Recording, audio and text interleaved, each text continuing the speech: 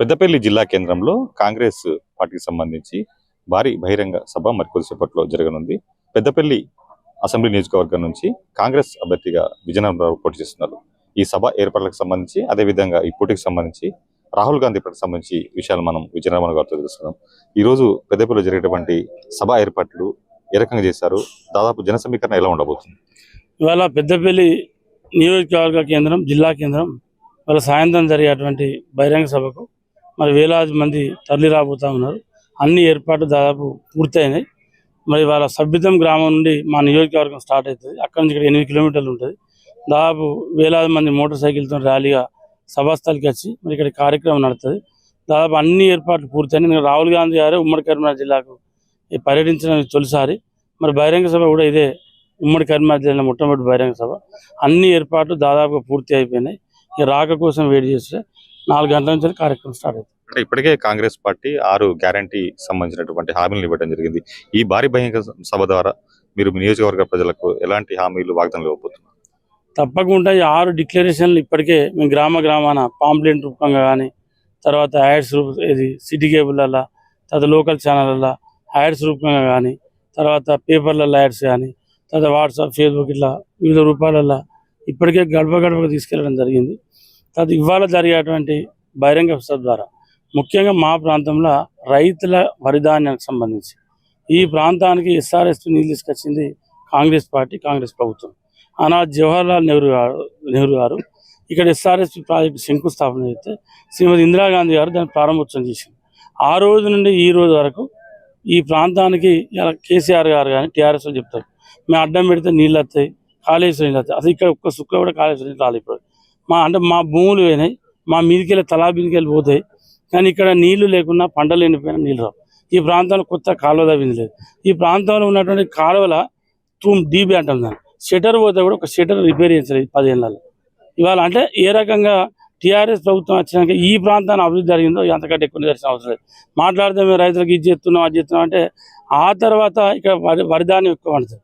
వరిధాన్యం గతంలో ఎన్నడూ కాంగ్రెస్ పార్టీ అధికారం ఉన్నప్పుడు ఐకేపీ కొనుగోలు కేంద్రాలు తీసుకొచ్చింది కాంగ్రెస్ పార్టీ, ఐకేపీ కొనుగోలు కేంద్రాలు పెట్టింది కాంగ్రెస్ ప్రభుత్వం. ఆనాడు వరిధాన్యం చూపితే రైస్ మిల్లుకి పోయేది, తర్వాత రైతుకు ట్రక్ షీట్ పోయేది, తర్వాత వారం రోజులు డబ్బులు పడేది. ఇవాళ వరిధాన్యాన్ని కటింగ్ చేస్తే 12 కిలోలు కటింగ్ చేస్తూ ఉన్నారు. అంటే 3.5 ఎకరాల 100 క్వింటాల పంట పడుతుంది ఈ ప్రాంతాల్లో. అంటే 24,000 రూపాయలు, 24,000 అమ్మాలి 5,000. అంటే ఇట్లా లెక్క పెట్టుకుంటే పోతే 31,000 రూపాయలు 100 క్వింటాల వడ్లల్లో కడిగేస్తూ ఉన్నది ప్రభుత్వం. అంటే ఏ రకంగా దోసుకుంటా ఉందో ఇంతకంటే ఎక్కువ నిదర్శనం అవసరం. దాన్ని కూడా బలంగా మెసేజ్ ఇస్తాం. ఇప్పటికే అది ఒక బలమైనటువంటి అసంతృప్తి రైతులు ఉన్నారు. ఎన్నోసార్లు ధర్నాలు చేసినాం, కాంగ్రెస్ పార్టీ అధ్యక్షులు రాస్తారోకలు చేసినాం, ఎక్కడికక్కడ అడ్డుకున్నాం. ఇవన్నీ జరిగినప్పుడు కూడా మార్పు మాత్రం పెద్దగా లేదు. ఇట్లా చాలా సమస్యలని నియోజకవర్గంలో వాటికి సంబంధించి మాకైతే రాహుల్ గాంధీ గారు రావడం ఈ నియోజకవర్గంలో ప్రజలతో పాటు, రైతులతో పాటు, మహిళలతో పాటు అన్ని వర్గాల ప్రజలందరూ కూడా ఉత్సాహంగా ఉన్నారు, ఎదురు చూస్తూ ఉన్నారు. కాంగ్రెస్ పార్టీకే గ్యారంటీ లేదు, కాంగ్రెస్ పార్టీ ప్రకటించిన మేనిఫెస్టో 6 గ్యారెంటీలు ప్రజలు నమ్మే పరిస్థితి లేదని బీఆర్ఎస్ ఆరోపిస్తుంది కదా. అంటే ఇప్పుడు గ్యారంటీ లేదు అని మీరు అంటే వాళ్ళు అంటూ ఉన్నారు. విచిత్రం ఏంటంటే గ్యారంటీ ఉందా లేదా అనడానికి మీ మేనిఫెస్టో చెప్తా ఉన్నారు. ఇలా అంత భయం ఎందుకున్నది? ఇలా ఏ పార్టీ అయినా ఒక మేనిఫెస్టో డిక్లేర్ చేసేటప్పుడు క్షుణ్ణంగా 2-3 కమిటీ చేసుకొని దాని 1 నెల 2 నెలలు 3 నెలలు అధ్యయనం చేసుకొని మనం ఏది చేయొచ్చు ఏది చేయరాదు, ఏది ఇస్తే 10 ఏళ్ళు గవర్నమెంట్లో ఉన్నారు, 10 ఏళ్ళు మీరే గవర్నమెంట్ ఉన్నారు కదా. మీ లెక్క దళిత ముఖ్యమంత్రి అని దళితులకు 3 ఎకరాల భూమి ఇస్తామని చెప్పి, నిరుద్యోగ వృత్తి ఇస్తామని చెప్పి, ఇంటికో ఉద్యోగం అని చెప్పి, 1,00,000 ఉద్యోగాలు చెప్పి ఇట్లా ఏం కాంగ్రెస్ పార్టీ మోసం చేయలేదు గతంలో. లేనాడు చెప్పకుండా ఆనాడు మీ దగ్గర రుణమాఫీ రైతులకు చేస్తామని చెప్పి ఆనాడు కాంగ్రెస్ పార్టీ 2007-8 చెప్పకుండా వడ్డీతో సహా రుణమాఫీ చేసింది. కానీ ఇవాళ మీరు ఆ దిక్కు లేదు మీ దగ్గర, మీ ఆ పరిస్థితి లేదు మీ దగ్గర.